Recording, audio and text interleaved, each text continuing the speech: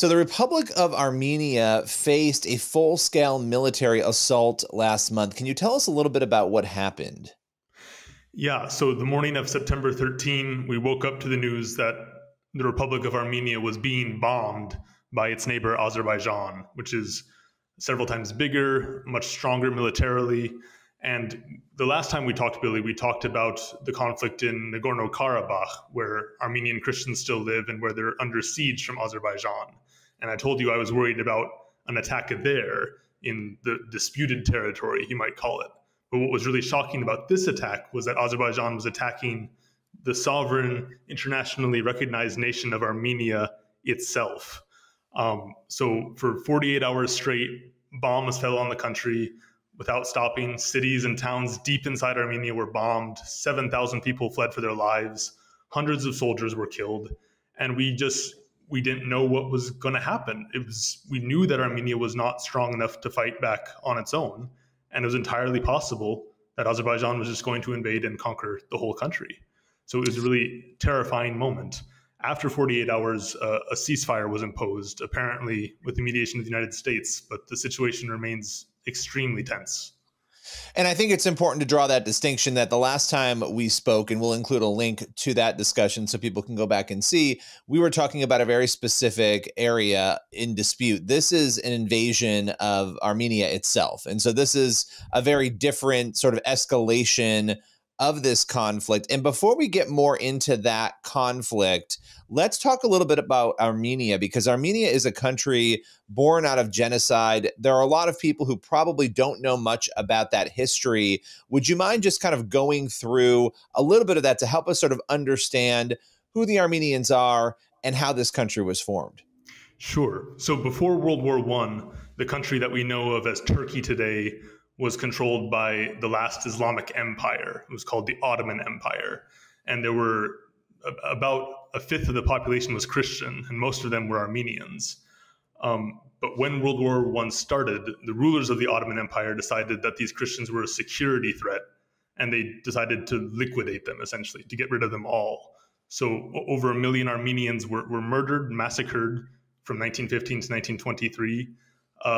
Probably 1 million more were forced out of their homes, either deported or had to flee as refugees. And so the vast majority of what Armenians would consider to be their homeland was lost to them forever. And all they were able to hold on to was this tiny little sliver of land that we know of today as the Republic of Armenia. And it has Turkey on one side of it, and on the other side of it, it has this nation Azerbaijan, which is also a Turkish Muslim country, and it's the ally of Azerbaijan. So the Armenians only had this little sliver of land left to them in between these two enemies. After the genocide, the communist Russia, the Soviet Union, conquered Armenia and integrated Armenia into the Soviet Union. So for 70 years, Christians were severely persecuted, churches were closed, priests were sent to the Gulag, and the country suffered just a great deal under Russian rule. They became independent again in 1991, which is also when Nagorno-Karabakh became independent. But so really, this is, if Armenians are not safe in the Republic of Armenia, they're not safe anywhere. Yeah, and it seems like this has been obviously a region and an area and a country where there has just been nonstop persecution, issues of, really fearing the neighbors around you. I mean, that's a stressful situation. It's an unfortunate situation. And what happened on September 13th, there are a number of reports and elements to come out of that. One of the things that came out was what happened to Armenian female soldiers. That was really disturbing. Could you speak to that a little bit? Yeah, so there's a video that was circulated shortly after the attack ended that showed some Azerbaijani soldiers desecrating the dead body of an Armenian woman soldier. And I won't say what they were doing. It's just really too horrible to describe. But just a few days ago, actually, another video came out that shows Azerbaijani soldiers on Armenian soil, and they've got 7 Armenian soldiers captive. And these men have their hands in the air, and the Azerbaijani soldiers just start shooting, and they kill them all. Now, the really twisted thing about this isn't like Armenia is spreading this news. These are videos that the Azerbaijani soldiers themselves produced and then they released. So it's pretty clear that this is intended to have a psychological effect on the Armenian population, to show them, look, this is what we do to you, this is what we're coming to do to you.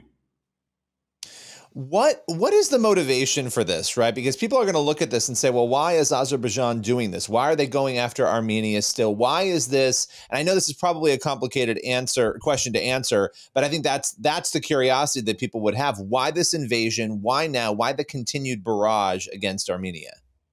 It is a long and complicated history, but essentially, Azerbaijani national identity has been formed in opposition to Armenian, right? They're both kind of from the same part of the world, and when they go looking back on their history and they try to form their stories, they're kind of claiming the same land in a way.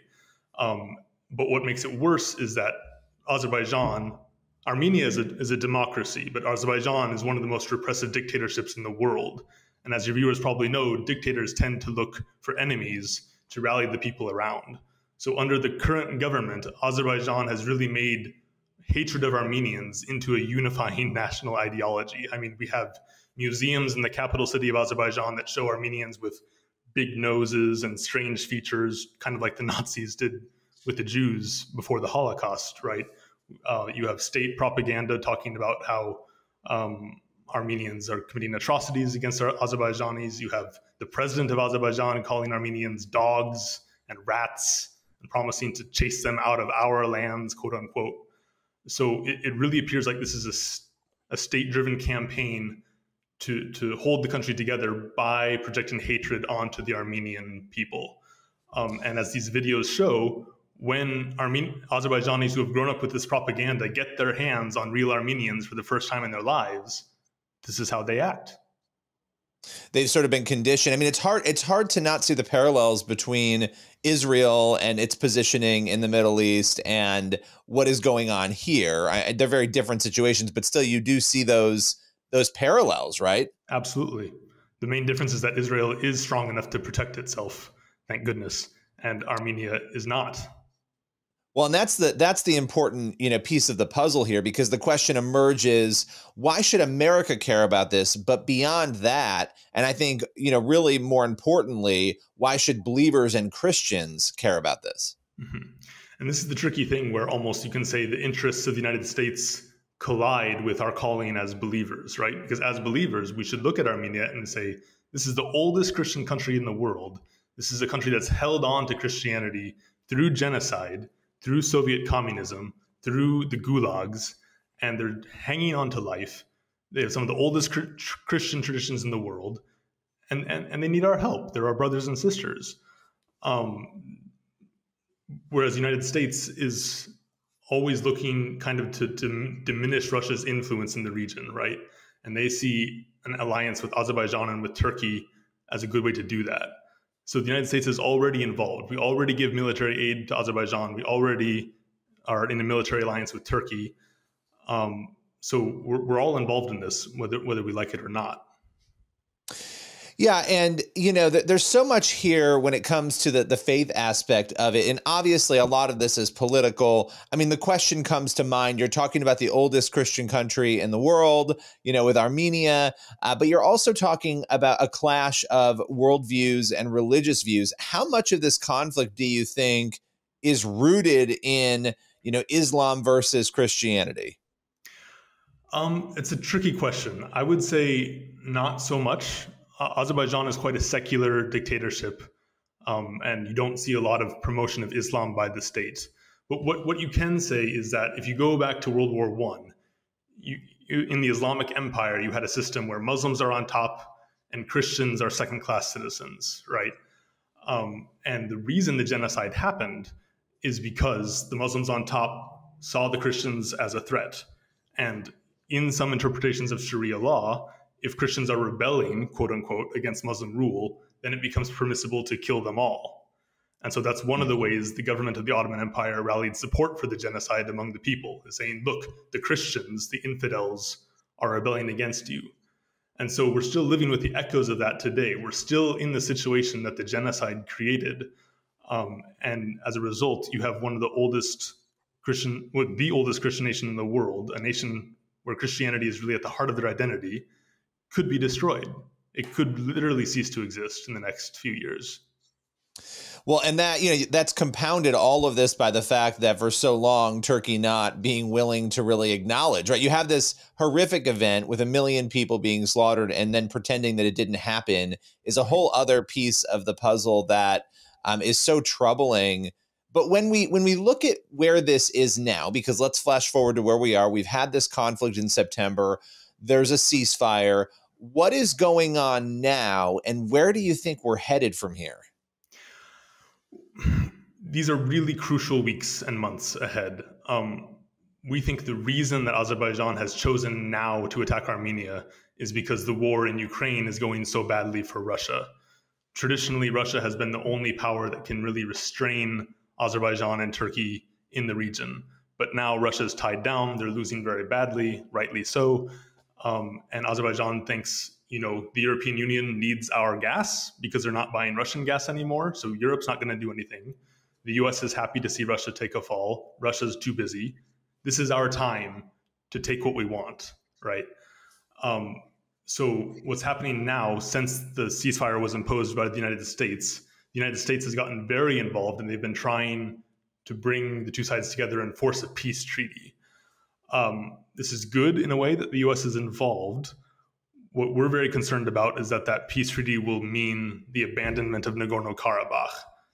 And if Armenia has to give up Nagorno-Karabakh, Nagorno-Karabakh will be ethnically cleansed of Christians. That is just a reality. 120,000 people will either be killed or lose their homes in their homeland.